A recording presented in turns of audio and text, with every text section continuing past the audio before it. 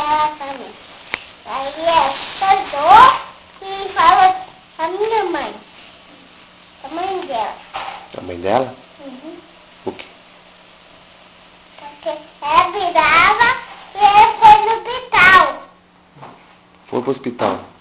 Foi. O que ela tinha? E ela chorou.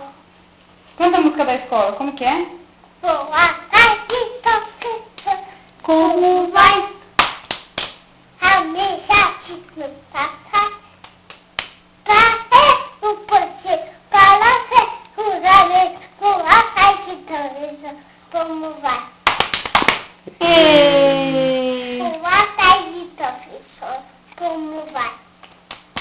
Para o poder, para ser os amigos. Boa tarde, professor. Como vai? Muito bem. E agora, e a história, como que continua? Uma vez, outra coisa. E adoraram o lobo e o cine roubaram o lobo e aí ele dormiu. Dormiu? E depois quando ele acordou, o que aconteceu? Assim, o outro sininho adorava. O outro sininho rosa.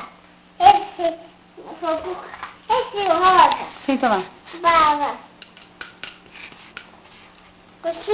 O lobo, aí ele acordou e dormiu. Nossa, assim que dorme? Uhum. Como ronca? Eita! Quem ronca? O lobo. Quem mais? Você. Eu que ronco ou o papai que ronca bem alto? O papai. Ah, tá. Vamos fazer um bem alto.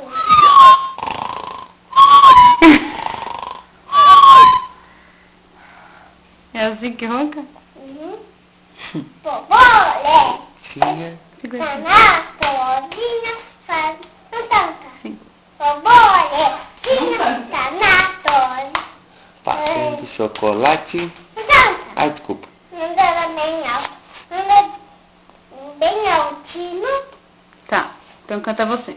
Borboletinha tá na cozinha, fazendo chocolate para a madrinha. Poti, poti, painel de pau, olho de vidro e opa, opa, chupetinha no varal. Cal, Quem que ensinou o chupetinho no varal? a Bela. A Bela, né?